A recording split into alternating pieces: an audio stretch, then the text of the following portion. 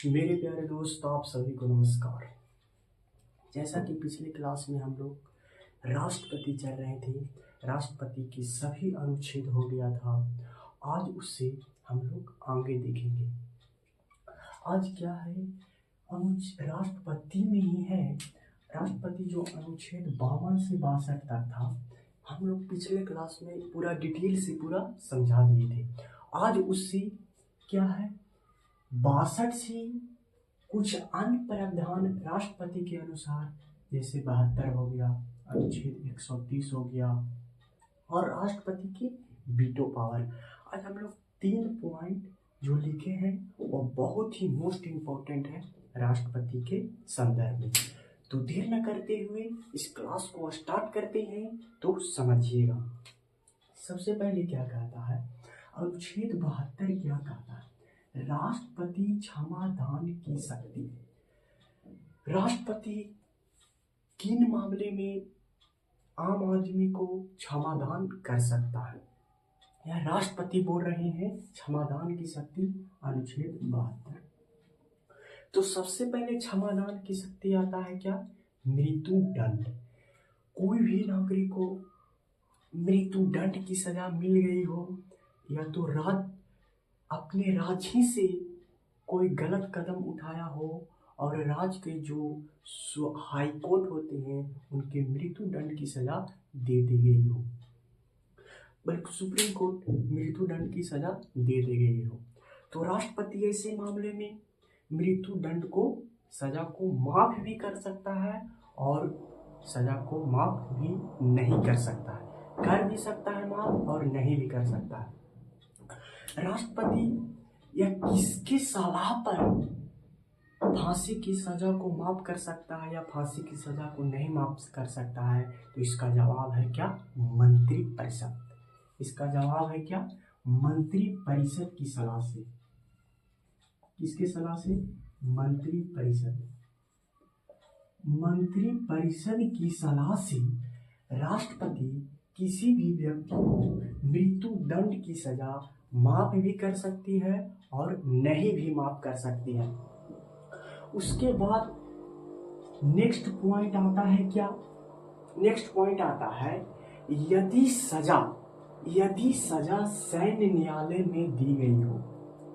दूसरा पॉइंट क्या आता है, क्षमादान में ही दूसरा पॉइंट लिख रहे हैं, यदि सजा क्या हो, यदि सजा सैन्य न्यायालय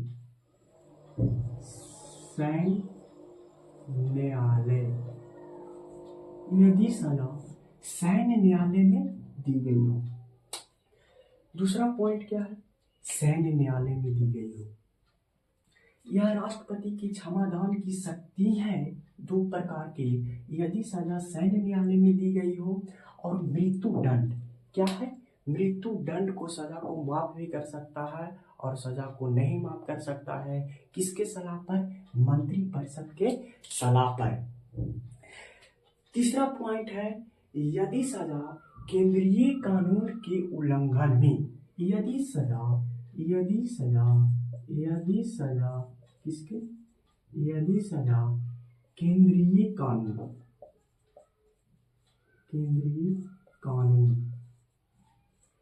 यदि सजा केंद्रीय कानून के उल्लंघन में दी गई हो। किसके कानून के उल्लंघन में, केंद्रीय कानून के उल्लंघन में दी गई हो, तो राष्ट्रपति क्षमादान कर सकता है। एक बार फिर से अनुच्छेद 72 की ओर आते हैं। अनुच्छेद 72 क्या कहता है, राष्ट्रपति क्षमादान की शक्ति। राष्ट्रपति क्षमादान की शक्ति, कौन कौन सी क्षमादान की शक्ति है, पहला है मृत्यु दंड। पहला है क्या, मृत्यु दंड।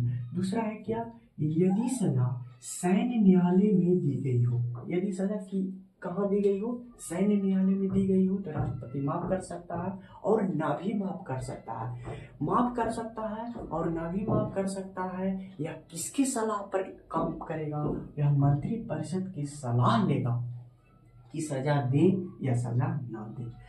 तीसरा क्या कहता है, यदि सजा केंद्रीय कानून के उल्लंघन में, यदि सजा केंद्रीय कानून के उल्लंघन में हो, तो राष्ट्रपति क्या कर सकता है, माफ कर सकता है। यह अनुच्छेद कितना है, 72। उसके बाद हम लोग देखते हैं, उसके बाद क्या है?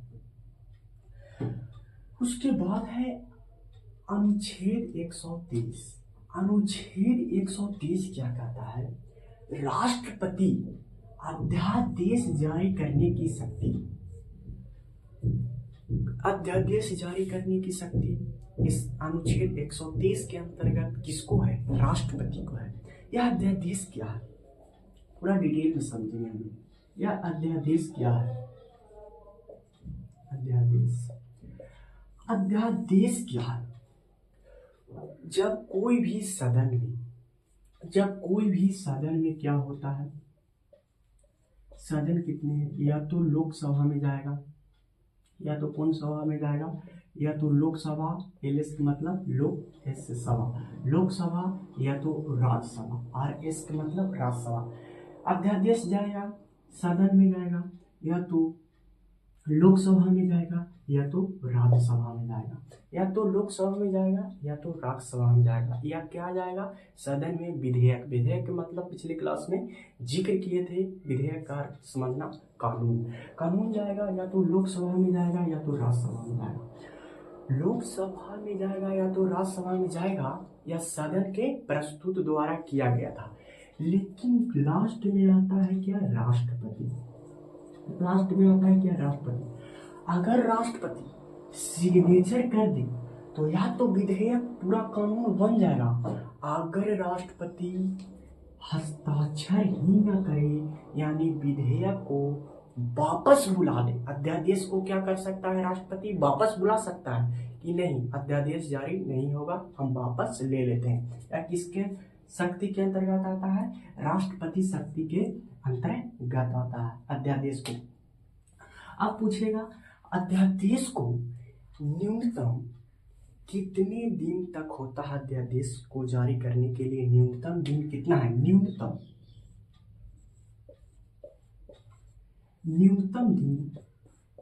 दिन कितना है? न्यूनतम पूछे अध्यादेश के संदर्भ में। राष्ट्रपति अगर सिग्नेचर कर देगा तो विधेयक पारित हो जाएगा। अगर राष्ट्रपति सिग्नेचर नहीं करेगा तो विधेयक पारित नहीं होता। अध्यादेश को वापस बुला सकता है, या राष्ट्रपति की अपने आप में एक शक्ति है। राष्ट्रपति किसी भी अध्यादेश को वापस बुला सकता है। अध्यादेश कोई भी संविधान संशोधन, अध्यादेश कोई भी संविधान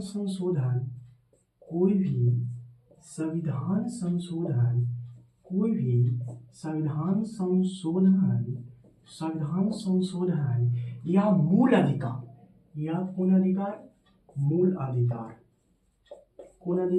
मूल अधिकार के संदर्भ में नहीं है।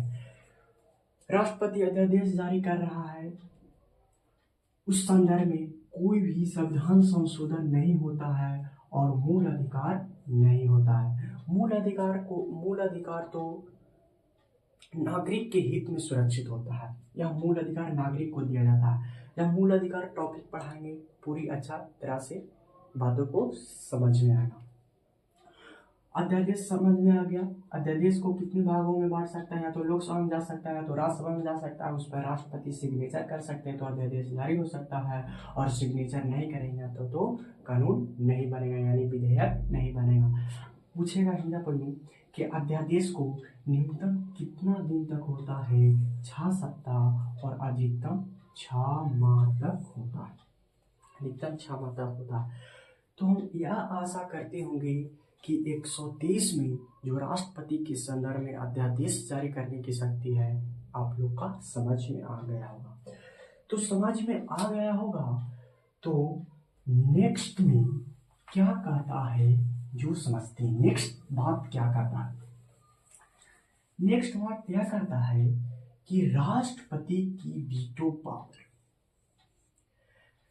राष्ट्रपति की वीटो पावर, राष्ट्रपति की शक्ति क्या है?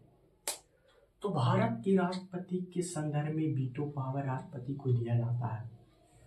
अब इसे हम अंतर्राष्ट्रीय मामला पर जोड़ते हैं। इसी बात को अंतर्राष्ट्रीय मामला पर जब समझाएंगे, अभी तुरंत समझाएंगे, तो यह बात काफी कॉन्सेप्ट में बात घुस जाएगा। जैसे कि अभी तक प्रमुख देश 5 हैं जिनमें से वीटो पावर की शक्तियां हैं। पहला क्या है? रूस। दूसरा क्या है? अमेरिका। तीसरा चीन। चौथा फ्रांस और पांचवा इंग्लैंड के पास वीटो पावर है।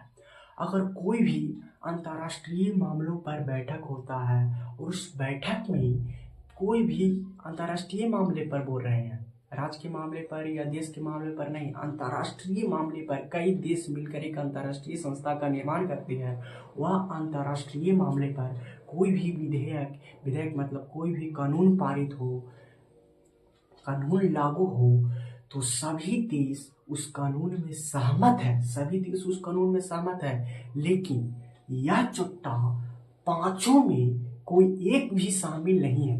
जैसे पांचों में कौन कौन? फिर से रूस या अमेरिका या चीन या फ्रांस या इंग्लैंड, यह पांचों में कोई भी एक शामिल नहीं है, तो वह विधेयक नहीं बनेगा, यानी कानून नहीं बनेगा। यह है वीटो पावर की शक्ति।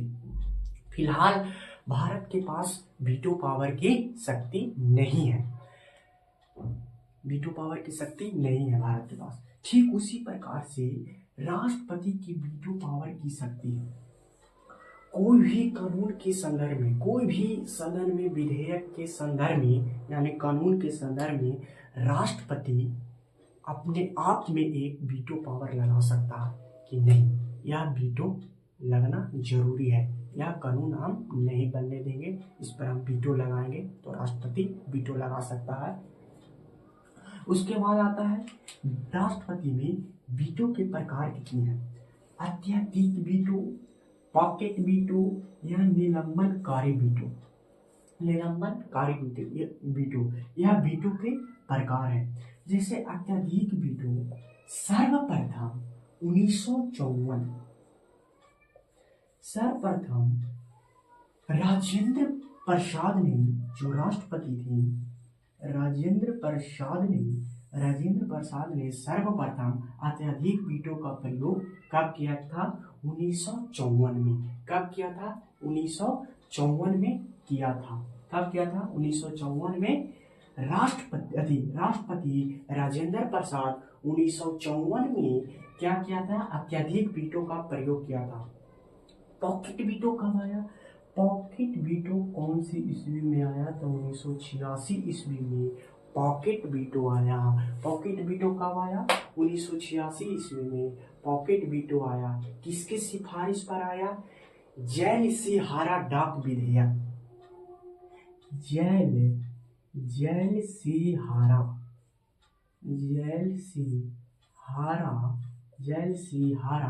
डाक विधेयक।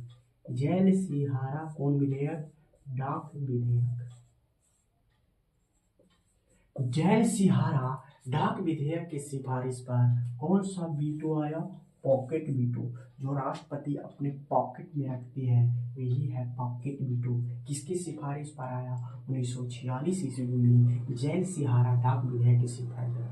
तीसरा है निलंबनकारी वीटो। यह राष्ट्रपति के संदर्भ में वीटो का प्रकार है। मतलब राष्ट्रपति उस विधेयक यानी कानून पर अपने आप में वीटो लगा सकता है। वीटो क्या कर सकता है? लगा सकता है। तो राष्ट्रपति के वीटो कितना है? एक बार फिर से राष्ट्रपति का वीटो कितने हैं? अत्यधिक वीटो, पॉकेट वीटो, निलंबनकारी वीटो। अत्यधिक वीटो को सर्वप्रथम कौन लाए थे? राजेंद्र प्रसाद 1954 में। और पॉकेट वीटो का सर्वप्रथम कौन लाए थे? किसकी सिफारिश पर आया था? 1986। जैल सिहारा डाक विधेयक। जैल सिहारा डाक विधेयक की सिफारिश पर। और तीसरा है निलंबनकारी वीटो।